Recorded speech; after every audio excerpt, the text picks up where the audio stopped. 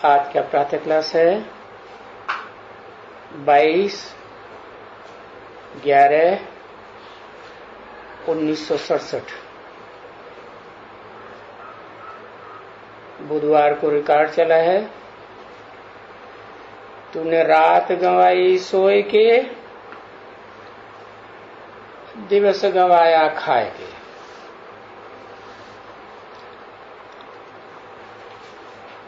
हीरा जन्म मोल था, कौड़ी बदले जाए।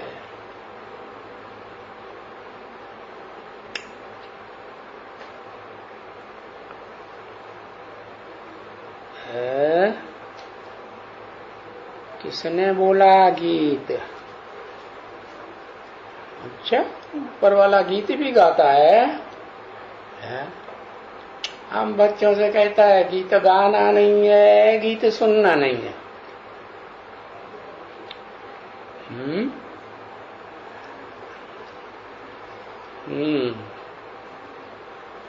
वो गीत गाता नहीं है।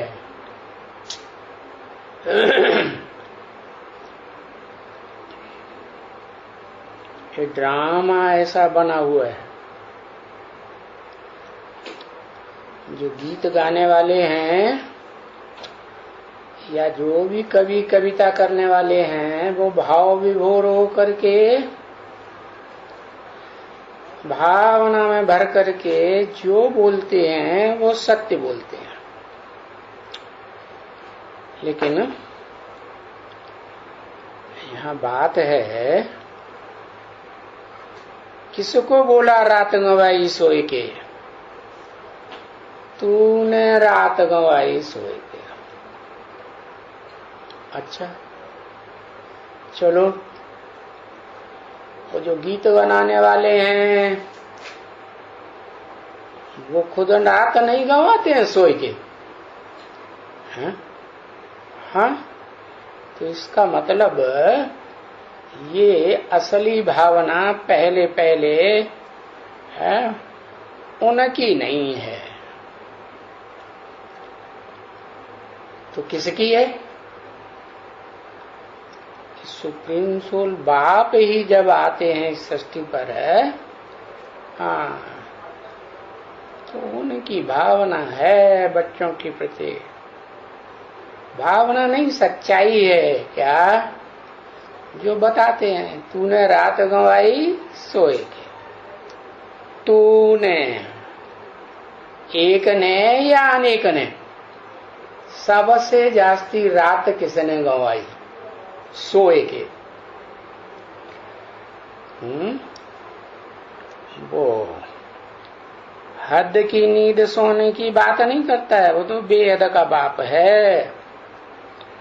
तो कौन सी नींद की बात करता है? बेहद की अज्ञान नींद में सोने की बात है। कौन सी रात गंवाई? जो बेहद की रात है, ब्रह्मा की रात, ब्रह्मा का दिन। शास्त्रों में गाया हुआ है ना, आधा टाइम ब्रह्मा का दिन, आधा टाइम ब्रह्मा की रात। जैसे वो स्थूल रात होती है, 12 घंटे की रात और 12 घंटे का दिन। तो बताया कि बाप तो आते ही हैं इस सृष्टि रूपी रंगमंच पर, जब रात पूरी होना होती है, घोर अंधियारी रात, तब आकर के बच्चों को जगाते हैं। कहते हैं, बच्चे तूने रात गंवाई सोए के। कौन सी अज्ञान नींद में सोए के गंवाई? अरे ये ज्ञान नहीं है। किस बात का? आत्मा का ज्ञान नहीं है। अपन को देह समझते हैं, तो देह समझना मना अज्ञान, क्योंकि देह तो जलाई दी जाती है, मिट्टी में मिलाई दी जाती है। देह कोई रहती है क्या? नहीं। तो आत्मा तो अजर अमर विनाशी है, वो कोई खत्म होने वाली तो नहीं है। तो अपन को आत्मा समझने की बात पहले, आत्मा समझेंगे तो जैसे ज्ञान की नींद से जाग गए, और जब जाग गए तो देह तो नहीं समझेंगे, और जो देह है उसमें तो इंद्रियां होती हैं सुख भोगने के लिए, ज्ञान इंद्रियां, कर्म इंद्रियां। तो जो ज्ञान इंद्रियों से सुख तो देवताएं भी भोगते हैं। ज्ञान की इंद्रियां है ना, ज्ञान से सुख होता है या दुख होता है? ज्ञान से सुख होता है, तो ज्ञान इंद्रियों से भी सुख ही होगा या दुख होगा? सुख ही होगा। तो वो ब्रह्मा का दिन हो गया। कौन सा? स्वर्ग।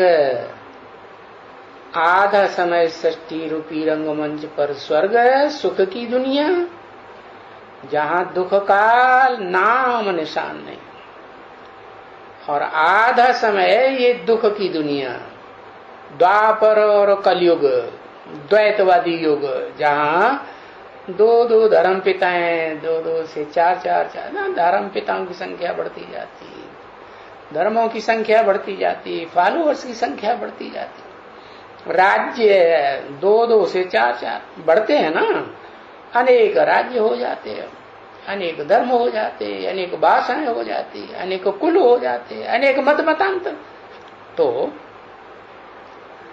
तो ये द्वैतवादी दुनिया में फिर दुख होता है। क्या? अरे दो बर्तन होंगे तो टकराएंगे ना।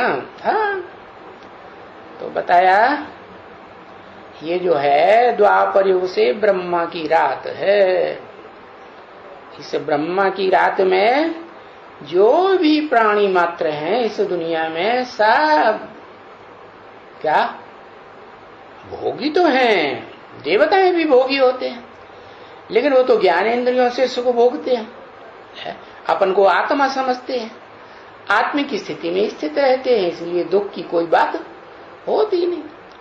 लेकिन जब द्वैतवादी द्वापर युग में आते हैं तो धर्म पिताएं तो ये जानते ही नहीं है कि आत्मा का भी कोई सुख होता है। आत्मा स्थिति में रह करके सुख भोगा जा सकता है, वो तो फिर अपन को देह समझते हैं, और देह में भी जो मुख्य कामेंद्रिय है उस कामेंद्रिय का ही सुख शुरुआत में नहीं, शुरुआत में सतो प्रधान हर चीज होती है इस दुनिया की।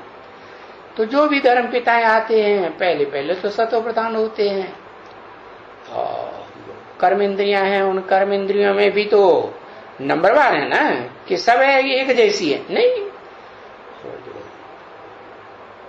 हिंसक इंद्रियां भी हैं, अहिंसक भी हैं, नंबरवार। तो बताया देह समझने के कारण वो अज्ञान आ जाता है। क्या? किस बात का अज्ञान? कि कोई को दुख नहीं देना है। दुख कैसे होता है? हिंसा करने से दुख होता है, हिंसा को ही दुख कहा जाता है। दुख देना माने हिंसा करना। तो ये अज्ञान है जिसके कारण ये दुख होता है। तो दुख देने वालों में भी और इंद्रियों का सुख लेने वालों में भी कर्म इंद्रियों का अव्वल नंबर है, द्वयम नंबर है, नंबरवार ही होंगे ना। तो कोई अव्वल नंबर होता है या नहीं होता है? इंद्रियों का सुख लेने में जन्म जन्मांतर ब्रह्मा की रात्रि में, अज्ञान अंधकार की रात्रि में कोई सबसे जास्ती इंद्रियों का सुख भोगता है काम इंद्रिय के द्वारा। कहते हैं राजाओं ने बहुत सुख भोगा है 2500 वर्ष की हिस्ट्री में। बहुत रानियां रखते थे, तो ये ज्ञान हुआ कि अज्ञान हुआ? अपन को देह समझ करके देह की इंद्रिय से और काम इंद्रिय से सुख भोगा, दूसरे का दुख नहीं देखा, अपना सुख भोगा, स्वार्थी हो गए, रथी। रथी माने देह के ऊपर कंसंट्रेशन रहता है, आत्मा को तो जानते ही नहीं। तो बताया जो अव्वल नंबर सुख भोगने वाली आत्मा है इस सृष्टि रूपी रंगमंच की, वो कौन? कहेंगे इस मनुष्य सृष्टि का बाप। जो मनुष्य सृष्टि का बाप, मनुष्य से देवता भी बनता है सत्युग त्रेता रूपी स्वर्ग में, रामकृष्ण की दुनिया में, और वहां ज्ञानेंद्रियों का सुख भी सबसे जास्ती भोगता है। और वही आत्मा जब द्वैतवादी द्वापर युग में आती है, धर्म पिताओं के संसर्ग संपर्क में, संग के रंग में आती है ना, तो वो आत्मा तो माँ का पार्ट है कि बाप का ही पार्ट है? क्या है? दोनों का ही पार्ट है। वो परम ब्रह्म भी है, परम ब्रह्म, परंतु परम ब्रह्म कहा नहीं जाता है क्योंकि तन तो पुरुष का है ना, इसलिए परम ब्रह्म कहा जाता है। जो भी ब्रह्मा नामधारी हैं, अम्मा नामधारी हैं, अम्मा के रूप में सहन शक्ति का पार्ट बजाने वाली माताएं हैं, उनमें अव्वल नंबर माता तो माता जो है वो तो मोह की कीड़ी होती है द्वापर युग में है। हाँ, और जो जितने भी परिवार के सगे संबंधी देह के हैं उनकी प्रति, हाँ, उनकी प्रति सबसे जास्ती त्याग की भावना किस में होती है? कौन से संबंध में? माता में होती है। तो वो माताओं में सबसे बड़ी माता भी है और मनुष्य सृष्टि का बाप भी है। क्या? कौन? जिसको कहा जाता है, भारतवासी लोग मानते हैं, जानते हैं, जगतम पितरम वंदे। जगत का पितर है, पिता। पिता है कि माता भी है? माता भी है, क्योंकि शिव जिस तन में प्रवेश करते हैं वो उस मनुष्य सृष्टि के बाप का मुकर्रर तन है, जिसे कहते हैं अर्जुन का रथ। तो वो रथ हो गया क्या है? क्या हो गया? रथ हो गया 5 तत्वों का पुतला। 5 तत्वों का पुतला मन धरणी। धरणी में 5 तत्व होते हैं ना, पृथ्वी, जल, वायु, अग्नि, आकाश। तो ये जो परम ब्रह्म है, एक ही आत्मा, और वो एक ही आत्मा जो जगत पिता भी है इस मनुष्य सृष्टि का, जिसे भारत में कहते हैं शंकर जगत पिता। हाँ, तो वो एक ही है। देह के रूप में है तो माता का पार्ट, और आत्मिक रूप में है तो आत्मा तो पुरुष है कि स्त्री है? क्या है? पुरुष है। तो पुरुष भी है अव्वल नंबर इस मनुष्य सृष्टि रूपी रंगमंच पर सदा काल पार्ट बजाने वाला, और वो स्त्री के रूप में भी है।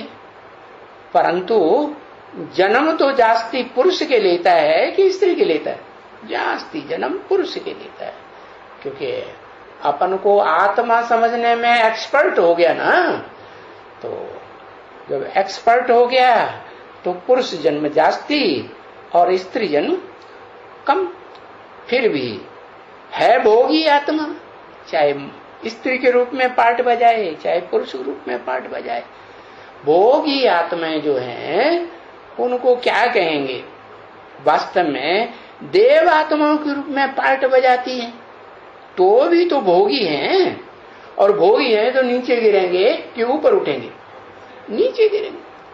तो जो नीचे गिरते हैं, जैसे कि फाउंडेशन तो उनका उसी समय से लग जाता है। क्या? अज्ञानता का। लेकिन पता नहीं चलता है, क्योंकि इतनी धीमी गति से नीचे गिरना होता है कि कोई को पता ही नहीं चलता है कि हम नीचे गिर रहे हैं। बाकी हाँ, जब द्वैतवादी द्वापर युग आ जाता है, दूसरे दूसरे धर्म पिताओं का जो देह अभिमानी होते हैं, तो उनके संग के रंग में आकर के वो देह का समझने का ज्ञान अच्छी तरह से बढ़ जाता है। देह की इंद्रियों से सुख भोगना वो पहले पहले शुरू करता है। कौन? हाँ, वही जगत का पिता और जगत की माता, जिसकी यादगार जो है वो दुनिया की खुदाइयों में भी मिली है शिवलिंग के रूप में। सबसे जास्ती लिंग मूर्तियां मिली ना, तो सार्वभौम सत्ता हो गई ना। और भारत में तो गांव गांव में, शहर शहर में वो शिवलिंग के मंदिर बने ही हुए हैं। तो भारत में तो मानते ही हैं कि वही माता पिता है। और मंदिर में जाके बोलते भी हैं, तुमेव माता च पिता तुमेव सर्वम मम देव, तुम मेरे सब कुछ हो, सर्व संबंधी हो। तो वो समझते तो ये हैं कि वो भगवान है। अरे भगवान तो एक होता है, भगवान अनेक नहीं होते हैं। और वो भगवान जो एक है वो तो हेवनली गॉड फादर है, हेवन की रचना करने वाला है। और हेवन की रचना करने वाला किस तरह से है? सुना करके, समझा बुझा करके है। ऐसे नहीं कि वो प्रैक्टिकल में हेवन रचता है, नहीं, वो रचयिता नहीं है। वो तो रास्ता बताता है, ज्ञान सुनाता है, जानकारी देता है। तो वो ज्ञान का अखूट भंडारी है। कौन? आत्माओं का बाप, शिव सुप्रीम सोल। तो आत्माओं में जो भोगी आत्मा इस सृष्टि रूपी रंगमंच पर है प्राणी मात्र की, तो उनमें जो अव्वल नंबर आत्मा है भोगी आत्माओं के बीच में, सभी प्राणियों का बाप, खास करके मनुष्य सृष्टि का बाप, तो उसके लिए ये गीत पहले लागू होता है। क्या? कि तूने रात गंवाई सोए के। क्या किया? जब से ब्रह्मा की रात शुरू हुई 2500 वर्ष से, द्वैतवादी द्वापर युग से, जब से दूसरे धर्म पिताएं आए, दूसरे राज्य स्थापन हुए, दूसरी भाषाएं चली इस दुनिया में, दूसरे मतांतर कुल स्थापन हुए, तब से इस दुनिया में घोर अज्ञान की रात शुरू हुई।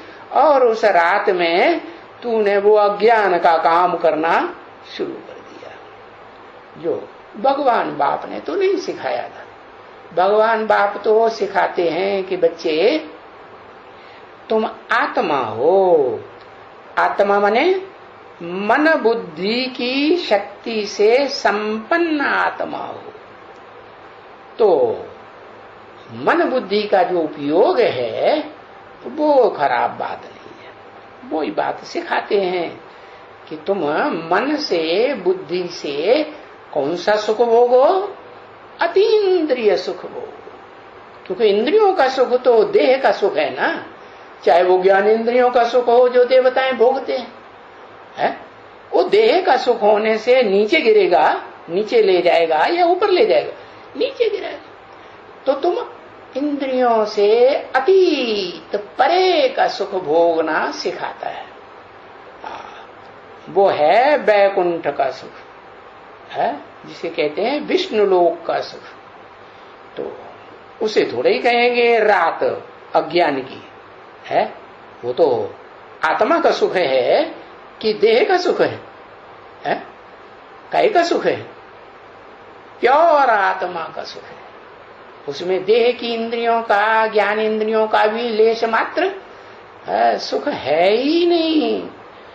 तो बताया अब जी, जो रात गंवाई सोए के, अज्ञान की नींद में सोए के कि मैं देह हूं,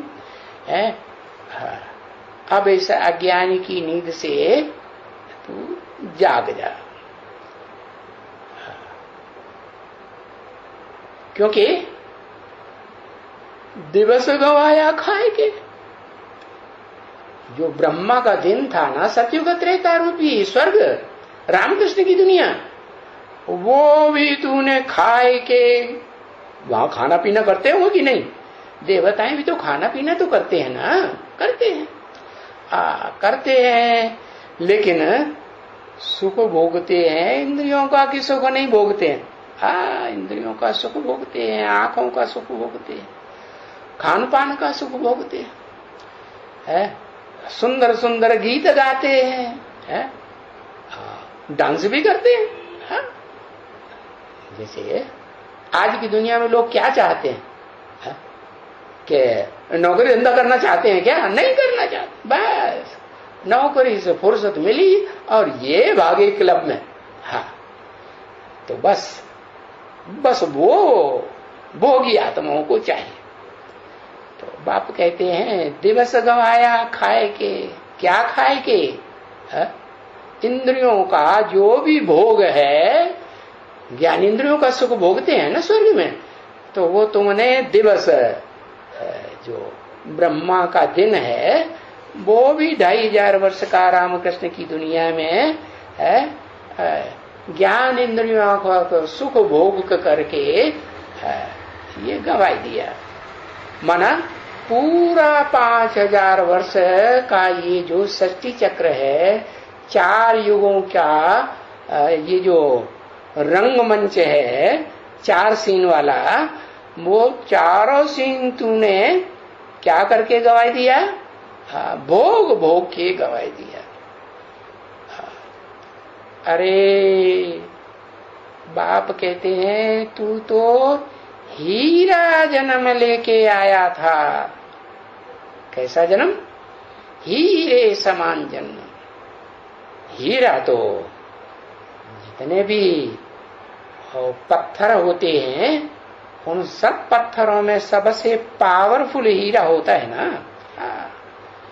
और हीरा पावरफुल भी होता है और रोशनी मारने वाला भी होता है। तो ये तो चैतन्य हीरा है, आत्मा है। तूने रात गंवाई, माने तू तो हीरे रूप के रूप में पार्ट बजाने वाली जो भी आत्माएं सृष्टि रूपी रंगमंच पर हैं, छोटे बड़े हीरे, उन हीरों में तू तो हीरो पार्टधारी है, पूरे रंगमंच का हीरो पार्टधारी। फिर भी तूने रात गंवाई सोए के और ब्रह्मा का दिन गंवाया खाए के। अब ये हीरा जन्म जो तेरा अमोल था, जिसका कोई मोल हो ही नहीं सकता है, कोई मूल्य नहीं हो सकता, अमूल्य जीवन तूने बर्बाद कर दिया 5000 साल में है। और अब क्या कर रहा है? अब तो तेरा जीवन जो है कौड़ी बदले जाए रे। क्या बुद्धि हर समय, जो भी पुरुष मात्र है उनकी बुद्धि कौड़ी में लगी रहती है। कौड़ी में अंधेरा होता है ना। शेप कैसा होता है? जैसे स्त्री का अंग का शेप होता है, ऐसे ही कौड़ी का शेप बता दिया। तो कौड़ी के बदले, कौड़ी की याद के बदले में है तूने अपने मन की, तन की है और सारा कमाए हुए धन की, जन्म जन्मांतर की सारी शक्ति, ज्ञान धन की भी सारी शक्ति जो भगवान ने आकर के दी, क्योंकि ज्ञान तो सिवाय एक के कोई दे ही नहीं सकता है, वो सारा तूने उस कौड़ी के बदले में गंवाई दिया। और बाप ने तो कल परसों ही बताई दिया। क्या कि जो सन्यासी हैं वो इंद्रियों का सुख भले त्याग देते हैं, लेकिन सुधर जाते हैं क्या? नहीं सुधरते। अरे देह का सुख, देह की इंद्रियों का सुख त्याग दिया, घर बार छोड़ दिया, बीवी बाल बच्चे छोड़ दिए, जंगल में चले गए, कुटिया बना करके बाहर रहने लगे, तो छोड़ नहीं दिया। तो फिर अरे वो छोड़ देने से क्या फायदा हुआ? मन से तो याद करते रहते हैं ना, मन से याद करते रहते हैं तो क्या होगा? शक्ति क्षीण होगी शरीर की या नहीं क्षीण होगी? शक्ति क्षीण होती रहती है। तो बताया मन से तो वो कौड़ी को ही याद करते हैं। क्यों? क्योंकि पैदा ही कौड़ी से हुए हैं। स्त्री के अंग से जन्म लिया कि नहीं, कौड़ी समान अंग, उससे ही जन्म लिया। तो जहां से जन्म हुआ तो मृत्यु भी उसी की याद में होगी ना, होगी। तो बताया कि सारा जीवन उन सन्यासियों का उस स्मृति से छूट नहीं पाता है, कौड़ी की स्मृति नहीं छूट। और अभी समझाए रही हैं तूने कि जो तू सन्यासियों का भी बाप है ना, सारी मनुष्य सृष्टि का बाप है, सब धर्मों का बाप है, धर्म पिताओं का बाप है, तो सन्यासियों का बाप नहीं है? तो सुसन्यासियों का बाप है, तो उनसे भी बड़ा सन्यासी हुआ कि नहीं है? हुआ, हाँ हुआ। तो तू जो है, तू नहीं सुधरेगा, बताई दिया उस दिन। क्या? हाँ, तू इस बात में नहीं सुधरने वाला है। किस बात में? मन से है क्या? मन से वो कौड़ी की याद करना त्याग दे, वो सुधरने वाला नहीं। क्यों नहीं सुधरने वाला? अरे उसको तो सबसे पहले सुधरना पड़े। वो सुधरेगा तो जग सुधरेगा। बीज जा सारी सृष्टि का बीज रूप बाप है, वो नहीं सुधरेगा तो सारी सृष्टि के कोई प्राणी मात्र सुधरने वाले नहीं है। लेकिन हिसाब क्या बना हुआ है? हिसाब ये बना हुआ है कि वो अगर मन से त्याग देगा तो जो इस मनुष्य सृष्टि का बाप जो कहा जाता है, बाप कल्याणकारी होता है कि अकल्याणकारी है? कल्याणकारी। तो जो बाप है उसकी बुद्धि में तो इस मनुष्य सृष्टि के मनुष्यों में जो 500-700 करोड़ पार्टधारी हैं, सबका कल्याण समाया हुआ है, या किसी को छोड़ देगा? सबका कल्याण समाया हुआ। और ये भी जानता है कि किसके संग के रंग से 500-700 करोड़ मनुष्य आत्माओं का उद्धार होगा। है? सिर्फ निराकार के याद से हो जाएगा? हो जाएगा नहीं। निराकार सिर्फ की याद को तो वो ही आत्माएं याद कर पाती हैं इस सृष्टि रूपी रंगमंच पर, जो इस सृष्टि की सबसे पावरफुल 10 धर्म की 10 धर्म पिताएं गाए जाते हैं। 10 अवतार के रूप में भारत में उनका गायन भी है कि कहते हैं वो 10 भगवान के अवतार हैं। अरे भगवान को 10-10 अवतार लेने की क्या दरकार? भगवान तो एक ही है, एक ही बार इस सृष्टि रूपी रंगमंच पर आता है।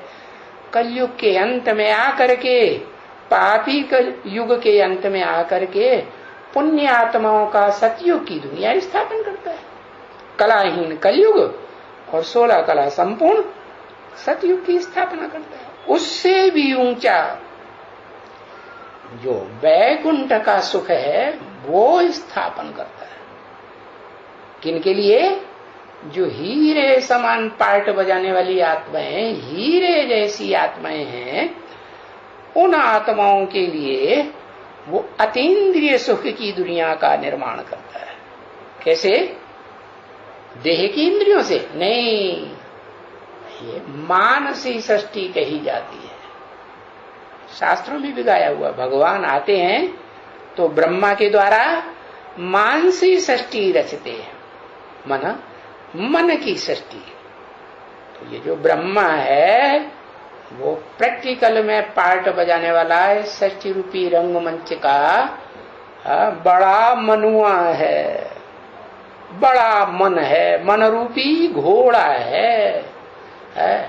तो ये मन रूपी जो घोड़ा है, ये मन रूपी घोड़े को ये क्या सिखाता है कि ऐसी मानसिक सृष्टि रचो मनुष्य सृष्टि में रह करके कि 500-700 करोड़ जो भी मनुष्य आत्माएं हैं, सब चाहे भले सूत्रों के रूप में पार्ट, क्षुद्र पार्ट बजाए रही हो, नीचे ते नीचे पार्ट बजाए रही हो, गंदे ते गंदे जानवरों जैसा पार्ट बजाए रही हो, कीड़े मकोड़ों जैसा, उनको भी तुम्हें क्या बनाना है? शूद्र से ब्राह्मण बनाना तो वो ब्रह्मा के द्वारा, कौन सा ब्रह्मा? एक मुखी ब्रह्मा के द्वारा नहीं, जो ऊर्ध्वमुखी ब्रह्मा है नहीं, वो तो परम ब्रह्म है। ब्रह्मा नामधारियों में सबसे ऊंचे से ऊंचा ब्रह्म। लेकिन बाकी जो 4 ब्रह्मा हैं, जिनका ज्यादातर मुख दिखाया जाता है कंबाइंड, माना सम्मिलित होकर के पार्ट बजाते हैं, संगठित होकर।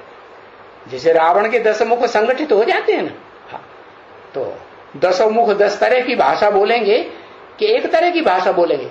10 तरह की। ऐसे ये ब्रह्मा के 4 मुख हैं, लेकिन जब संगठित हो जाते हैं ना, तो जिसके संगठन में रहते हैं वो एक मुखिया तो होगा ना।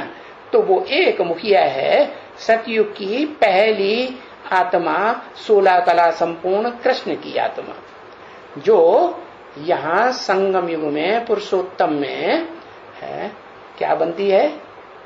चतुर्मुखी ब्रह्मा का पार्ट बजाती है। 4 मुखों वाला ब्रह्मा माने 4 कोई आत्माएं हैं, मन रूपी अश्व है, जो अर्जुन के घोड़े और रथ में दिखाई जाते हैं। उन 4 घोड़ों को भगवान आकर के किस तन में आके कंट्रोल करता है? वो ही परम ब्रह्म, वो ही सृष्टि का जो मनुष्य सृष्टि का पिता कहा जाता है, जगत पिता। जगत पिता भी है, जगत माता भी है। उसकी पूजा लिंग के रूप में होती है। आज के जो लिंग बनाए जाते हैं वो तो तमो प्रधान लोगों ने बनाए हैं। क्या?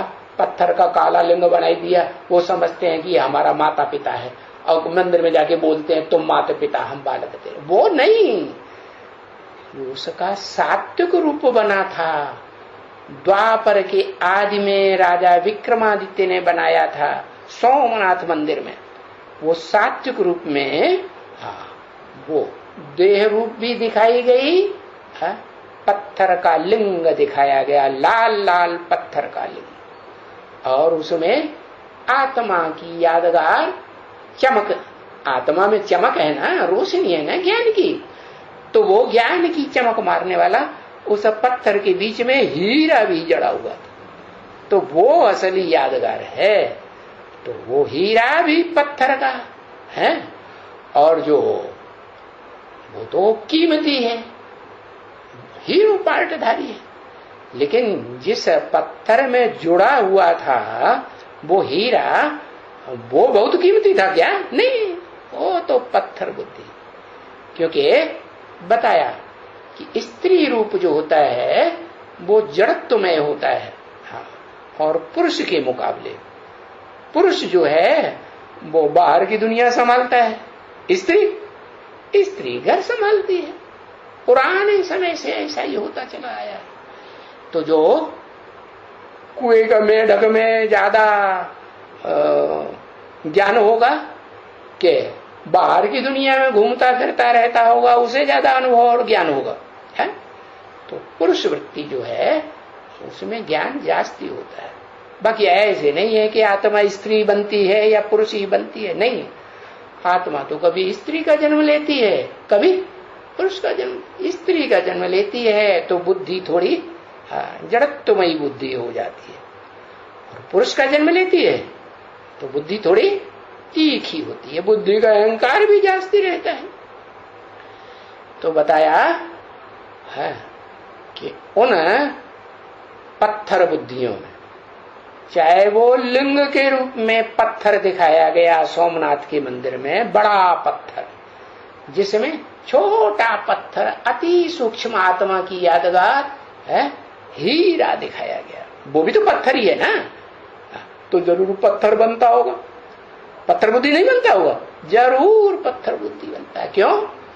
क्योंकि ब्रह्मा की रात में सभी मनुष्य मात्र, सभी प्राणी मात्र ज्ञान के अंधकार में भटकते भटकते अपनी सारी शक्ति आत्मा की गंवाई देते हैं, शरीर के द्वारा। तो बताया ये जो ब्रह्मा की रात में वो हीरा भी अपनी सारी रोशनी को क्या करता है, गंवाए देता है, गंवाए देता है। तो वो हीरा है तो फिर भी हीरा। अब हीरा है तो हीरा भी घिसता है कि नहीं घिसता है? हीरा भी घिस घिस के छोटा होता है कि नहीं? हाँ, तो उसी की यादगार दिखाई गई है शालिग्राम है, वो है शिवलिंग और वो होते हैं शालिग्राम। शालिग्राम छोटे छोटे होते हैं और शिवलिंग, शिवलिंग बड़ा दिखाते हैं। तो वो जो शिवलिंग है, मनुष्य सृष्टि का बीज रूप बाप, जिसके लिए मंदिर में जाके बोलते हैं तुम मात पिता हम बालक तेरे, वो हीरो पार्टधारी है सृष्टि रूपी रंगमंच का है। सारी मनुष्य सृष्टि का बाप आदम, अर्जुन, आदिदेव, महादेव भी कहते हैं। तो बताया उसकी क्या हालत हो जाती है इस ब्रह्मा की अज्ञान रूपी अंधकार की समय में है, 2500 साल में एकदम है कैसा बन जाता है? अंधेरे में आ जाता है कि रोशनी में रहता है? अंधेरे में आ जाता है, पत्थर ही बन जाता है और पत्थर ही अपने को समझता है। क्योंकि आत्मा तो समझता नहीं है, आत्मा तो 63 जन्म से क्या समझता था? देह समझता। तो प्रैक्टिस खत्म हो जाती है एकदम, प्रैक्टिस करनी पड़े ना। तो बाप आकर के प्रैक्टिस कराते हैं कि बच्चे तुम हीरा हो। क्या हो? और हीरा भी कैसे? बड़े ते बड़ा हीरा। दुनिया में कोई बड़े ते बड़ा हीरा गाया हुआ है कि नहीं? दुनिया में जितने भी स्थूल चीजें हैं वो तो मिसाल देने के लिए, चैतन्य आत्माओं की मिसाल। जैसे जड़ सूरज है, जड़ चांद है, वो नक्षत्र हैं, 9 ग्रह हैं, है ना, सितारे हैं, दिन के सितारे अलग हैं, रात के सितारे हैं। तो वो जड़ हैं कि चैतन्य है? चैतन्य आत्मा तो नहीं है, लेकिन वो तो आसमान के जड़ सितारे हैं। ऐसे ही इस सृष्टि रूपी रंगमंच पर तुम बच्चे ये धरती के चैतन्य सितारे हो, आत्मा रूपी। उनमें कोई का सूर्य के रूप में पार्ट है। तो गीता में भी लिखा हुआ है, लोग शास्त्रकार भी समझते हैं कि भगवान जब आते हैं तो किसको ज्ञान देते हैं? सूर्य को ज्ञान देते। अब उन्हें ये थोड़ा ही पता कि वो सूर्य डुप्लीकेट है कि असली है। असली सूर्य में और डुप्लीकेट सूर्य में क्या अंतर होगा? कुछ अंतर बताया कि नहीं? क्या है? अरे अंतर बताया है, ज्ञान का अंतर है। जो डुप्लीकेट संपूर्ण बन जाता है तो ज्ञान का अंतर रहता है। वाह भैया, ज्ञान का अंतर है। हाँ, क्या अंतर है? अटैचमेंट और डिटैचमेंट का अंतर है। जैसे जो सृष्टि रूपी रंगमंच पर वो जो सूर्य है ना, जड़ सूर्य, तो वो सदा पृथ्वी से, पहाड़ों से, नदियों से, समंदर से डिटैच होके रहता है या अटैच होके रहता है? डिटैच होके रहता है। ऐसे ही जो असली सूर्य है वो तो सदा डिटैच होके रहने वाला। वो कौन है?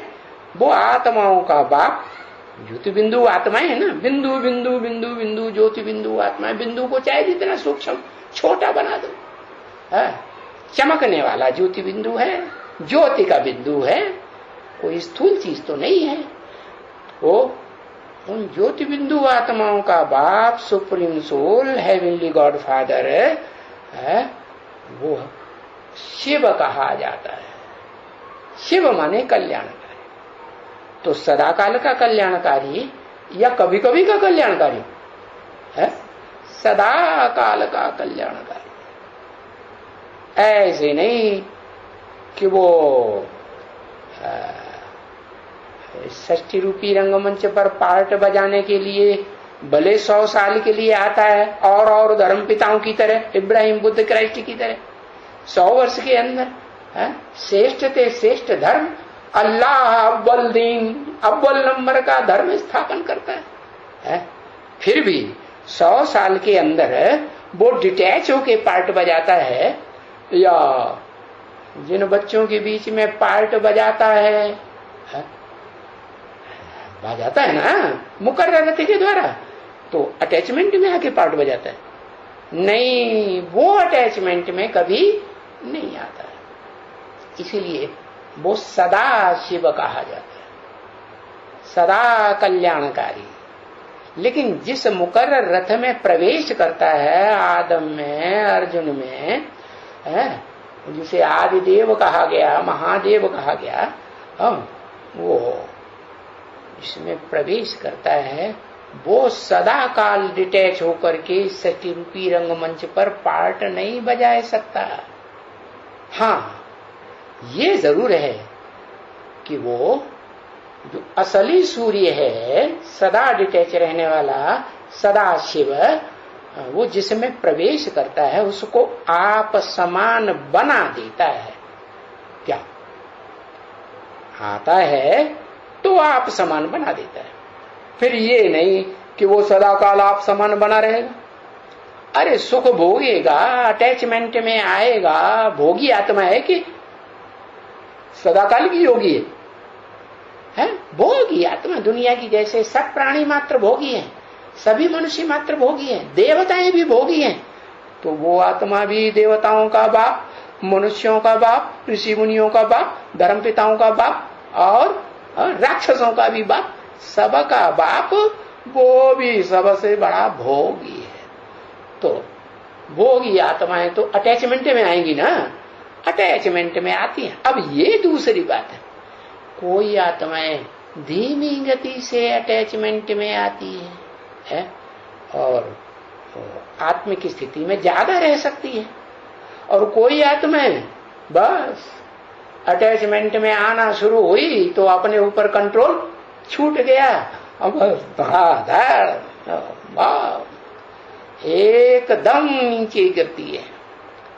तो वो है इस्लाम धर्म की आत्माएं, एकदम जट बुद्धि बन जाती है, जैसे है ना। हाँ, जैसे ये मनुष्य सृष्टि का बाप एकदम जट बुद्धि बन जाता है 100%, है? ऐसे ही इस्लाम धर्म की आत्माएं भी सबसे जास्ती नीचे गिरती है। तो जो सबसे जास्ती नीचे गिरेंगे सबसे ऊपर उठेंगे कि नहीं? इसलिए बाप ने बताया ये इस्लामी पहले मरेंगे। मरेंगे माने देह अभिमान से पहले मरेंगे। हाँ, और धर्म पिताओं के बीच में, धर्म के फॉलोअर्स के बीच में ये जो इस्लामी है इस सृष्टि रूपी रंगमंच पर विधर्मियों के बीच में पहले आए ना, तो ये ही पहले सुधरेंगे। क्या आदि में आए थे? हाँ, तो आदि में ही ये भगवान के बच्चे विधर्मियों के बीच में पहले पहले बनेंगे। तो बताया कि ये तो फर्स्ट क्लास मिलिट्री बनती है विधर्मियों के बीच में, सबसे फर्स्ट क्लास। कैसी मिलिट्री है? कैसी मिलिट्री है? देहं वा पातयामी कार्यम वा साधयामी। शिवाजी की औलाद समझ लो। शिव का नाम है ना, तो शिव के जो बच्चे हैं ना, शिवाजी के जो बच्चे हैं ना, उनका भी यही है कि या तो अब देह त्याग देंगे, उसकी चिंता नहीं, और या तो काम पूरा करके। तो देखो आज भी देखा जाता है वो इस्लामियों में ही ऐसे निकले हैं, अपने देह की चिंता नहीं करते हैं। जब हमला करने जाते हैं तो भले खुद भी खत्म हो जाएंगे और जिनके ऊपर हमला करेंगे वो उनको भी खत्म करके। आतंकवादियों ने कह दिया लोगों ने। अब लोगों को ये नहीं पता है कि तुम्हारी दृष्टि में वो आतंकवादी है क्या, लेकिन जो सुप्रीम सोल बाप की दृष्टि में विधर्मियों के बीच में, विदेशियों के बीच में वो ही सबसे काम की चीज है। क्यों? मिलिट्री में भर्ती करने काबिल है कि नहीं? हाँ, वो पीछे हटने वाले नहीं, देह की चिंता करते हैं, देह की चिंता नहीं करते। तो आत्म की स्थिति में जल्दी स्थित होंगे कि नहीं? वो ही तो बताया। ये ज्ञान जो है विधर्मियों के बीच में इस्लामी पहले लेंगे, और जो स्वधर्मी आत्माएं देवी देवता सनातन धर्म की हैं, उनमें पहले पहले वो जो देवताओं का भी बाप है महादेव। कैसा कैसा देव? महान ते महान देव, उससे बड़ा कोई देवता होता ही नहीं। तो वो महादेव के लिए बताया, तूने रात गंवाई सोए के, दिवस गंवाया खाए के।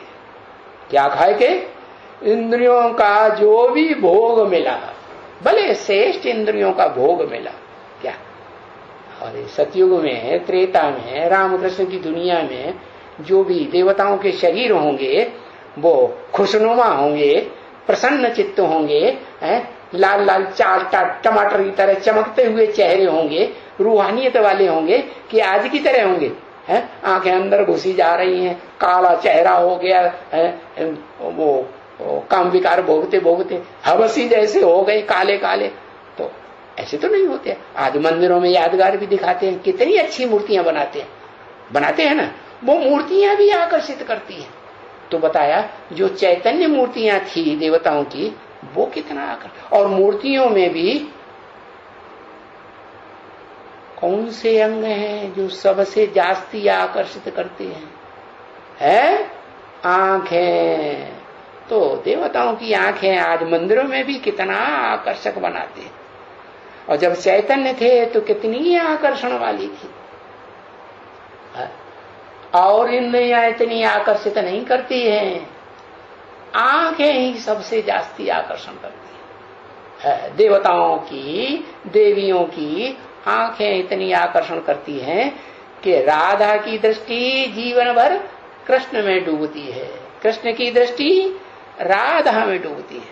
मजाल जो है वो किसी और में चली जाए, व्यभिचारी दृष्टि बन ही नहीं सकती। ऐसी श्रेष्ठ इंद्रियां श्रेष्ठ ते श्रेष्ठ पार्ट बजाने वाली देवताओं की होती हैं। तो बताया भले होती हैं तो भी इंद्रियों का, श्रेष्ठ इंद्रियों का, हाँ श्रेष्ठ इंद्रियां आंखें है ना, उनका सुख तो भोगती हैं कि नहीं भोगती हैं? भोगती है। तो धीमी गति से ही सही नीचे तो गिरती हैं कि नहीं गिरती हैं? सुख भोगते भोगते शक्ति क्षीण होती है कि नहीं होती? होती है। तो वो जो ब्रह्मा का दिन रूपी स्वर्ग है, वो अज्ञान की नींद में नहीं गंवाया, फिर भी अपन को आत्मा, ज्योति बिंदु आत्मा भ्रकुटी के मध्य में याद रहा। और याद में रहते रहते आंखों से, श्रेष्ठ इंद्रियों से सुख भोगा। और भले धीमी गति से नीचे गिरे, पता ही नहीं चला कि हम नीचे गिर रहे हैं। लेकिन वो सारा 2500 वर्ष का समय गंवाई दिया कि नहीं गंवाई दिया? नीचे गिरने में ही गंवाया कि ऊपर उठने में गंवाया? नीचे गिरने में गंवाया। तो जो हीरा जन्म है, बाप ने आकर के जिस बच्चे को समझाया कि तेरा तो खास बड़े ते बड़ा हीरा का जो गहन है इस दुनिया में, आज भी कोई बड़े से बड़ा हीरा जिसकी बहुत कीमत समझी जाती है, इतनी कीमत कि कोई दुनिया में जौहरी उसकी कीमत ही नहीं आंक सका। कौन सा हीरा? को है नूर हीरा। यही नहीं समझ पाते हैं कि इस दुनिया में षष्ठी रूपी रंगमंच पर जो स्थूल हीरा है, कोहनूर हीरा, उसकी मानिंद चैतन्य हीरा कौन है?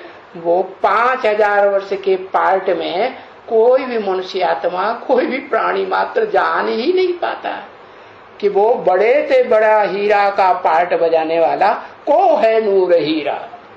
अब वो किसी के अंडर में है अभी? अभी किसी के अंडर में होगा कि नहीं? हाँ, इंग्लैंड की जो महारानी है, महारानी एलिजाबेथ, उसके अंडर वो महारानी है तो उसी के अंडर में कहा जाएगा ना, उसी के अंडर में है। तो वो उसने अपने म्यूजियम में रखा हुआ है। भाई जिसको देखना हो तो देखो, ताकत हो तुम्हारे पास, इतनी दम हो देखने की, पैसा खर्च करना पड़ेगा ही नहीं? हाँ, तन की ताकत लगानी पड़ेगी नहीं? हाँ, मन क्या प्लान बनाना पड़ेगा कि नहीं? हाँ, तो तन मन धन की ताकत लगा के आगे देखो, खोला दरवाजा है। अच्छा, तुम बताया किसको? हीरे को बताया, जो बड़े से बड़ा हीरा है उसको सुप्रीम सोल बाप की आवाज है, तूने रात गंवाई सोए के दिवस गवाया करे। तूने अपना अमूल्य जीवन जो है वो 5000 वर्ष के षष्ठी चक्र में तूने गंवाई दिया। अब क्या करना है? अब गंवाना है या उसको सफल करना है? सफल करना है। कैसे सफल करेंगे? अपन को पहले पहले तो आत्मा समझो। ऐसे नहीं कि मिनट 2 मिनट 10-20 सेकंड आत्मा समझ लिया, किटकिटा के हाथ पांव बांध के बैठ गए हैं और बाद में फिर उठ के भाग खड़े हुए। हाँ वाह वाह, बस इतना ही हमसे हो पाएगा। ऐसे नहीं। जैसे 63 जन्म 2500 साल जो है मनुष्यों की हिस्ट्री मिल रही है ना, जब से इब्राहिम आया इस्लाम धर्म, तब से देह की याद में, जैसे देह के सुख में रमण करते रहे, देह की याद में रहे, ऐसे ही लगातार आत्मिक स्थिति की याद में रहेंगे तो क्या होगा? तुम्हारा ये सारा जीवन तेरी आत्मा का सफल हो जाएगा। कितना सफल हो जाएगा? देवताओं से भी जास्ती सफल। देवताएं तो 16 कला संपूर्ण सुख भोगते हैं, और तुम बच्चे तो जो हीरे समान पार्ट बजाने वाली आत्माएं हो, वो तो अतीन्द्रिय सुख भोगेंगी, इंद्रियों से परे का सुख भोगेंगी। इंद्रियां तो किसी के कंट्रोल में नहीं आती, और तुम बच्चे तो इंद्रियों को पूरा कंट्रोल कर लेते। हाँ, नंबर बाहर तो होते ही है। कोई थोड़े समय के लिए कंट्रोल कर पाते हैं और कोई ज्यादा समय के लिए कंट्रोल कर लेते हैं। जो थोड़े समय के लिए कंट्रोल कर पाएंगे और दुनिया का धूम धड़ाका लास्ट विनाश होगा 5-7 रोज के अंदर, तो क्या बैकुंठ रह जाएगा? फिर तो न बैकुंठ रहेगा, न ये दुनिया रहेगी, कोई लोग सुख भोगने का नहीं रहेगा, न सुखधाम रहेगा न दुखधाम रहेगा। फिर क्या होगा? सब खलास। क्या रह जाएगा? सारी सृष्टि पर जलमयी हो जाएगी।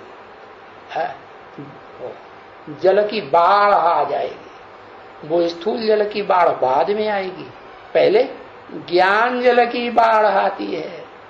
इसलिए सूरदास ने पहले ही बोल दिया, उद्धव ने बोला कि तुलसीदास ने बोला, उद्धव आई ज्ञान की आंधी। कैसी आंधी? पूरा पश्चिम उत्तर दक्षिण 34 काल फिरे। काल चारों दिशाओं में मौत के घाट उतारता जाता है, और ज्ञान की आंधी भी जोर जोर से आती जाती है। ऐसी बड़ी आंधी आएगी कि 500-700 करोड़ मनुष्य आत्माएं सब ब्राह्मण बन के ज्ञान का लेन देन का ही धंधा करेंगी, और सारे धंधे, सब धंधों में, जैसा बाप ने बता दिया, सब धंधों में है नुकसान सिवाय एक ईश्वरीय धंधे के। हाँ, तो बताया।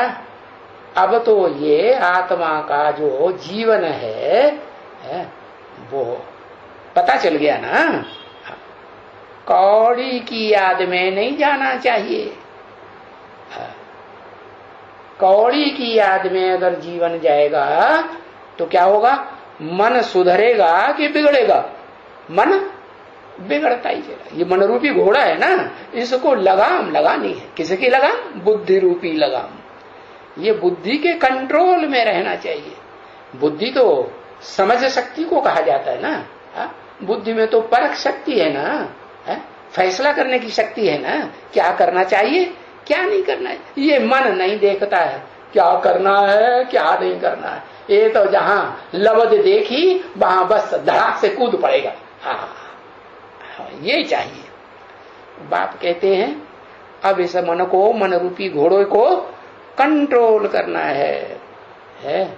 कौड़ी की याद में इस मन को नहीं लगाने देना है। यह ऐसी प्रैक्टिस करनी है कि ज्यादा से ज्यादा समय, बल्कि होना तो क्या चाहिए, 24 घंटे ये प्रैक्टिस पक्की हो जाए कि हम ज्योति बिंदु आत्मा है और ज्योति बिंदु आत्मा का बाप दिखाई पड़े ज्योति बिंदु, और मैं आत्मा ज्योति बिंदु दिखाई पड़े। अब होंगे तो नंबर वार ही, कोई एक होगा 100%, तो बाकी होंगे 125% होंगे कि नहीं? हाँ, तो बताया अब तेरे को तो क्या करना है, ये अज्ञान की रात से परे रहना है, दूर जाना है, ज्ञान की रोशनी में, ज्ञान के दिन में आना है, ब्रह्मा के दिन में आना है कि रात में ही रहना है? दिन में आना है। तो ब्रह्मा का जो दिन है वो 4 मुखों वाला ब्रह्मा नहीं, वो 4 मुखों वाला ब्रह्मा तो अधूरा ब्रह्मा है, ऊर्ध्वमुखी ब्रह्मा है या अधोमुखी ब्रह्मा है? अधोमुखी ब्रह्मा है। उसमें जो अव्वल नंबर मुख है ना, जो चारों मुखों को संगठित कर लेता है ना, संगठन की शक्ति है ना उसमें, हाँ, तो वो मुख जो है ज्यादा से ज्यादा सतयुग में 16 कला संपूर्ण है, कृष्ण बच्चा बन जाएगा, जिसकी घर घर में पूजा होती है। घर घर में पूजा, मंदिर बना के पूजा होती, मंदिरों में छोटा बच्चा कृष्ण दिखाते हैं कि बड़ा दिखाते हैं? 16 कला संपूर्ण छोटा बच्चा दिखाते हैं ना, बड़ा हो जाता है फिर तो आंख लड़ाना, आंखों का सुख लेना शुरू कर देता है। हाँ, तो वो तो शक्ति क्षीण होगी नहीं, आंखों की शक्ति क्षीण होना, उसकी पूजा नहीं करते हैं। हाँ, जो गिरती कला में जाता है, बड़ा होने के बाद उसकी पूजा नहीं करते हैं। वो छोटा बच्चा है ना, कृष्ण बच्चा, एकदम महात्मा कहा जाता है ना बच्चा, हाँ, तो उसी की पूजा करते हैं। लेकिन भारत के जो ऋषि मुनि विद्वान पंडित आचार्य हैं वो ये बात भूल गए। उन्होंने अर्जुन का रथ में किसको बैठाई दिया? बड़े कृष्ण को बैठाई दिया या छोटे बच्चे को बैठाया? बड़े नौजवान आदमी को दिखाई दिया भगवान के रूप में। अरे कुछ नहीं जानते, बुद्धि चट खाते में चली गई। पूजा करते हैं मंदिर में कृष्ण बच्चे की, और जो ज्ञान सुनाता है उसको किसको दिखाई दिया? बड़ा आदमी दिखाई दिया। अरे बड़े आदमी के रूप में जो पुरुष होते हैं, वो पुरुष क्या होते हैं? है? वो तो सुख भोगने वाले होते हैं ना। हाँ, तो वो नहीं, वो गलत बात बताया।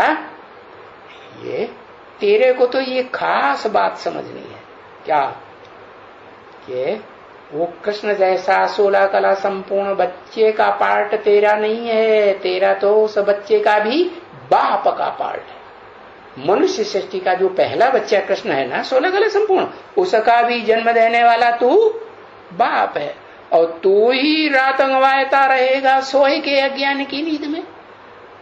तो फिर दिन कैसे आएगा? सतयुग रूपी सवेरा कैसे आएगा? नहीं आएगा ना। हाँ, तो बता दिया ये गीत के रूप में कितना बड़ा भारी ज्ञान उन कवियों की भाषा में बाप ने बुलवाई दिया। बताया ये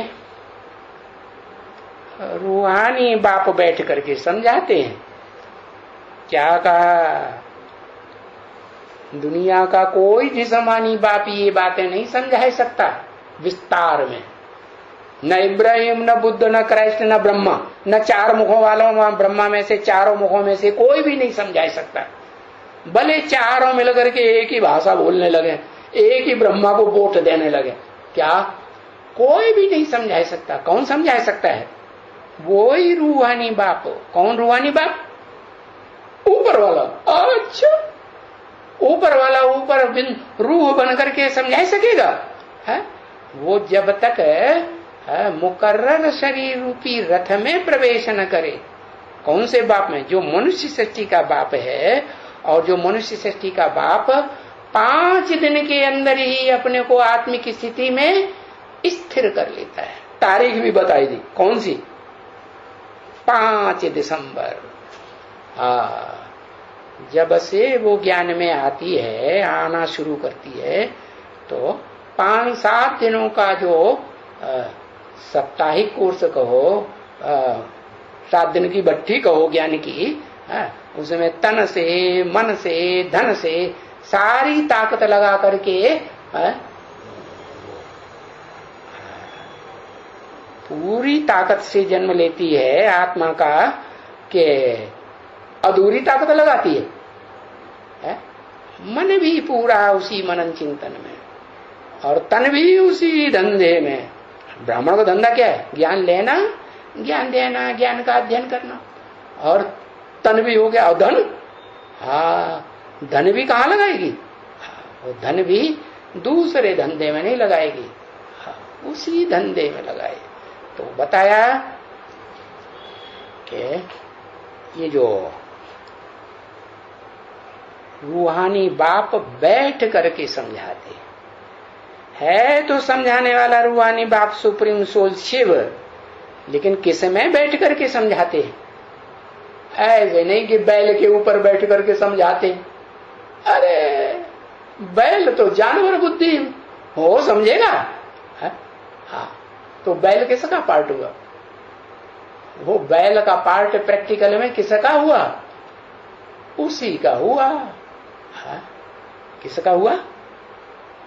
प्रैक्टिकल में। जिसके लिए बताए दिया क्या? क्या बताए दिया? अरे ये बैल तो बड़ा अड़ियल है, ये नहीं सुधरेगा। क्या बैल बुद्धि है तो सुधरेगा नहीं? हाँ, जब सुधरेगा तो क्या करेगा?